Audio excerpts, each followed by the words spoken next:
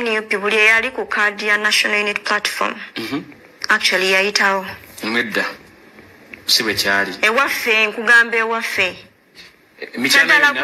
Naddala ku bifo bino kati nga kyenjagala essaawa zino. Kati golowooza nti amaanyi agayisaawo ye yali ku ekyo ekifo nti gakendedde mu gwe bwolowooza.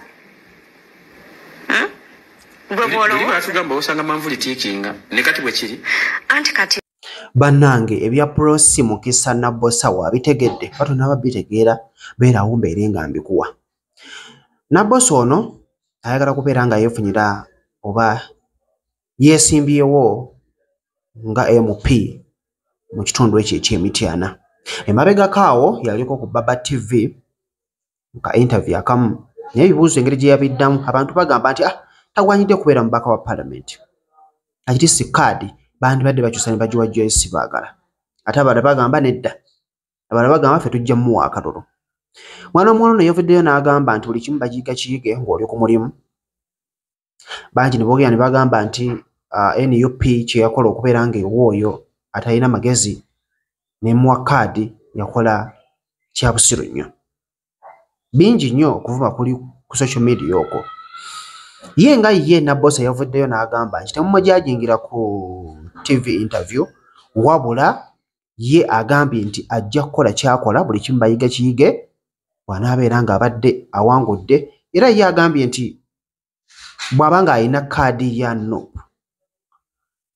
sure win amanyi nti agenda kubeera ng'akola ki ng'awangula. Tubirinde kankuwa ono ate abeere nga naye akyogerako. Alabye Honorable Mukisa Prosi Nabbosa ku Baba yabadde n'ekisitu ng'amubuuza ebibuuzo babadde ku interview. Gwe mulundi gwe nasoose okumulaba ng'ali ku interview nga bamubuuza ebyobufuzi. Ono gwe bawa kaadi okukiikirira Mityana district nga woman MP. Kaadi ye yalina ne Honorable Joyce Baagala ne batagimuwa ne bagiwa Prosi. Now bamubuuzizza ekibuuzo ne bamubuuza kisitu yamubuuza n'amugamba nti wandiyagadde kutuula kakiiko kingogenze mu Parliament. Honorable Nabbosa yazzemu n'agamba nti nandiyagadde kutuula kakiiko k'entertainment. Amazima gali nti akakiiko k'entertainment mu Parliament tekaliiyo. Naye abantu bafunye mixed reactions abasinga ne boogera buli omu ku side ye. Nenze ngenda kuwa side bbiri. Waliwo ababadde bagamba nti Bobi Wine yakola ensobi ne NUP okuwa Prosi kaadi eyo ne batagiwa Baagala. Ffenna gwe tukimanyi nti mukulembeze mulungi yali yasigukulawo n'abakooba minisita wa NRM ow'amaanyi ate nga former police spokesperson ne bagiwa ono tasobola na kwatulatinga tamanyi kwogera byabufuzi tamanyi na kakiiko ne beebuuza oba bamubuuza bibuuzo ki mu vetting nga tomanyi. Of course tujjukira ne Rain we bamubuuza kusanyuka nti omubaka wa Parliament akola ki nga tabimanyi. Foko wa roles ez'omubaka wa Parliament nga tazimanyi. Nenze kansoke nkwe aspect esooka. Bobi Wine si mukyamu ne NUP okuwa Nabbosa kaadi okukiikirira awo. Lwaki? Buliriza ngenda kuwa ne side endala. Nakugamba ekibiina kya NUP si kyokka ebibiina by'obufuzi ebisinga mu Uganda biringa Bwakabaka era biina kabaka waabyo. NRM Museveni ye kabaka waayo. NUP Bobi Wine FDC yali ayina Besigye era olaba yagivaamu n'agenda mu PFF era katolaba nga PFF y'amaanyi okusinga FDC. UPC yali ayina Obote we yavaawo kati ogiraba nti struggling okubeerawo. Ebibiina by'obufuzi by'omu Uganda ebisinga babizimbira ku individualism. Bafuna face y'omuntu oba omuntu ow'amaanyi yavaayo n'akola ekibiina nga baba taliwo tekibeerawo. Obwakabaka bwonna bw'obubeerangamu nga toliiroyo gye buli tebusobola kukkiriza kubeerawo. Oba kunyumiza story y'Abassekabaka Muteesa bamwanga abo omuntu newe yabeeranga w'amaanyi nga mukwano gwe wa ku Lusegere kasita yalabikanga nga taliiroyo gye bali yattibwanga n'asigaza boyinza okuyita oba ababuyabuya oba abanafu oba abatali b'amaanyi nnyo naye nga ye kyasinga okwagala ayagala Obwakabaka abuzimbire ku bantu abamukkiririzaamu. Bw'ebeera nga NUP yafuna side n'egamba Honorable Mpuuga tumufulumya musayininga essential motion Baagala n'agaana okugisayininga kitegeeza taliiroyo tali willing kuvunnamira kabaka mu Bwakabaka bwa NUP. Omuntu yenna yandiyagadde okuzimba amagye agamuwuliriramu agamukkiririzaamu. Gayinza okuba siga amaanyi nga bw'olowooza era ne weewuunya engeri gy'atali ku ruuti nga b'amaanyi oba okusuula ab'amaanyi n'aleeta bw'oyinza okuyita abanafunafu. naye omuntu aba ayagala ne yesembereza abantu banagamba okukola ekintu ne bakikola yensonga lwaki Mukisa ali awo process fena tukimanyi nti yali mu bintu bya kuzannya mizannyo biki ebyobufuzi ayinza obate yabiriimu nnyo naye yavaayo nga yakutte kaadi yawo olw'ensonga nti ali loyo nnyo eri ekibiina okusinga kubaagala okitegeera kakati ekibiina nga NUP kyakulembeza nnyo loyalty okusinga credibility nti oyinza okubanga omuntu gw'omulabamu obutali busobozi naye ate bo ne bamutunuulira ng'ali soloyo ate gwe gw'olabamu obusobozi nga baagala bo ne bamulaba nga tali loyo ng'asobola okuva ne ku mateeka g'ekibiina n'aggambye buli bwakabaka kitegeeza you cease to be in that kingdomship then enso party ku side endala amazima process bw'obeera ng'ogenda ku interview n'otamanya na kumanya ebbanga lyonna ne wagendera mu vetting n'otamanya na kumanya nti oli wa entertainment wasoma journalism na biki n'otamanya obadde muzanyi wa mizanyo n'otamanya nti akakiiko mwosobola okugwa tekaaliyo ke bayitaka entertainment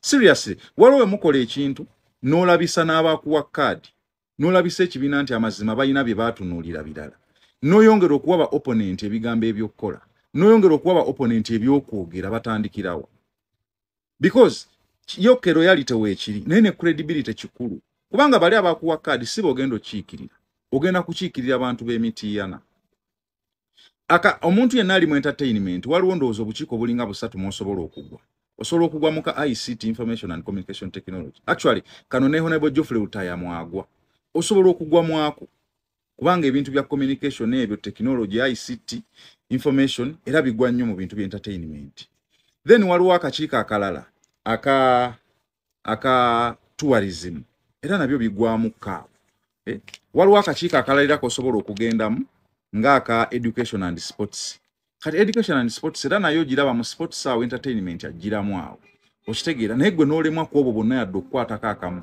n'oba ogenda ku TV oba ku radio n'olemwa okugamba nti kale kansakinge oba kambeeko gwe nkubire essimu mubuuze kankubire Lubongo oba kankubire Muwanga Kivumbi deputy president wange mubuuze nze ndigwa mu kakiiko ki kwegamba oyongera okulaga abantu nti waaliwo mistake mu kugaba kaadi eyo mu buweereza ng'ogyeko loyalty credibility ebulamu toteekeddwa tosaanidde so temulabisa nnyo bibiina mwe muva bw'oba ekintu tokisobola gamba oba kubuuza gamba oba tokimanyi gamba nja kulaba abantu bange kye basinga okwetaaga because it is not tekyetaagisa mbu kyokola ekomiti mw'otuula nedda oba kye wasoma mbu ekomiti mw'otuula osooka kutunuulira bintu biruma abantu bo then olyoka weeyagaliza komiti gy'oyinza okutuulako newankubadde nga buli emu gyetuulako oba osobola okubiweererezaako kubanga floor ya parliament esigala emu naye oyanguyirwa nnyo ng'oyise mu komiti mw'otuula abantu b'emitiiyana ebya entertainment bayinza okuba nga buno budde tebabyetaaga nnyo naye nga beetaaga enguudo beetaaga amalwaliro amasomero ng'atudde ku wax committee asinga atudde ku health asinga atudde ku